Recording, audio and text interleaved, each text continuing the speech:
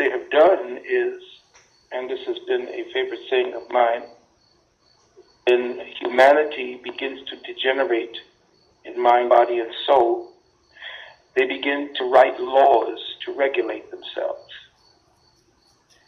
So, as humanity plummeted into the depths after the destruction of the high civilizations, when the Neanderthal came out of north in the cold and began to destroy all that essentially created reason, peace, and harmony and spiritual awareness, his nature forced him to have his leadership, knew that he had to deal with controlling his own, and he knew how his own behaved, so he had to create laws and force these laws, which were contrary to everything that we actually interpreted them to be, force them into the people that he had conquered, took away their culture, destroyed it, took away their gods, because when a people are defeated, their God is defeated, and therefore you change the name of God in someone else's head, therefore the perception of God, and therefore all that was oriented for thousands of years into your genetic blueprint about what God really is to you no longer applies. So therefore, he has imposed a God will upon you, and that's why you are in such confusion and debased in your thinking and crazy, because his perception of God has been pretty much transfused into your bloodline down the generations. So we are looking today at a coming to terms with his mortality, because the European man sees himself as indestructible, and he promotes that with the benefit of Edward Bernays, his intelligent genius, being the nephew of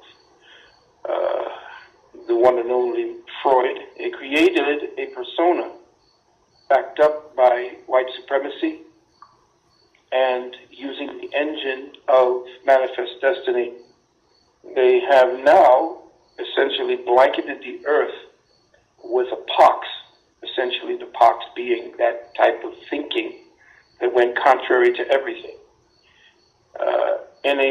In a folio himself wrote called A Phylogenetic Fantasy, Freud spoke about the fact that we as white people, having been nurtured in what turns out to be a refrigerator, what would that have done to our psyches? What would the harsh environment of an ice age do to the formation, thousands of years in the making, to a creature that would be raised in that type of hostile environment? What kind of mentality would that create? And he came to the conclusion in that very, very,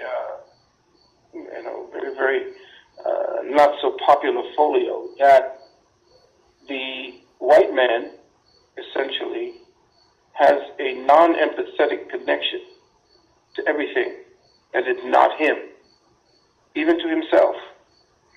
He creates a entity called the other. Look that up, O-T-H-E-R. That other now becomes the way that he offloads his own guilt for his own actions.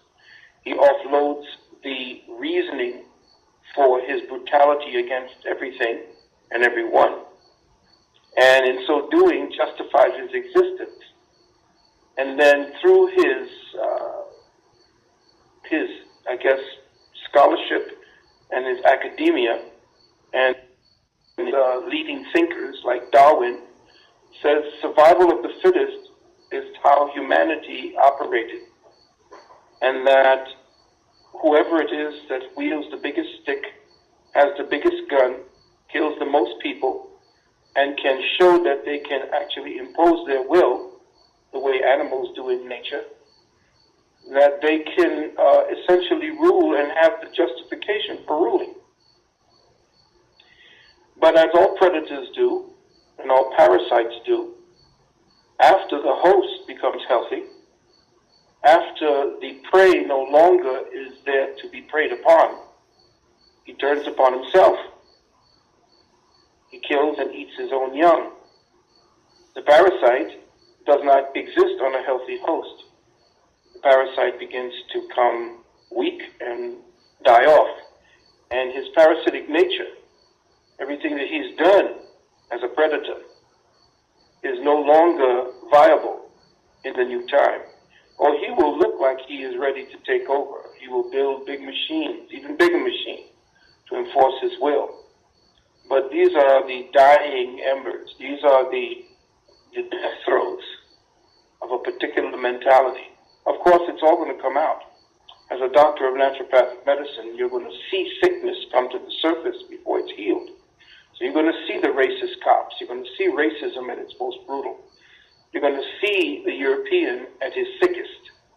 You're going to see those who have adopted his ways look even sicker when black people begin to kill, mutilate, and rape and pillage other black people. So that there's a mentality that needs to come to the surface, a sickness that needs to present itself in order for it to be healed. And what we are looking at, slowly but surely coming to play, are people, younger people, coming from the underground, learning, looking at tapes, reading, or listening more than they are reading, because more people are now just listening to voices and looking at video monitors, cutting and pasting and stuff, and not really doing any reading. They don't have any time for reading. The pace of life is sped up 100-fold. What we are seeing now are children who are sick and tired of watching the theft of culture, the theft of life, the theft of joy, the destruction and overall complete abatement of common sense. People are getting sick of it, and it's good to see that young people, such as yourself, actually have platforms for type of discussions necessary to end his rule, end his reign. And it's not going to go easy. Trust me, young folks. It's not going to go easy. He is going to get even more brutal. But his inevitable demise is assured. That, for what we work for what we elders work for what my elders work for, we know that that is going to be the end result.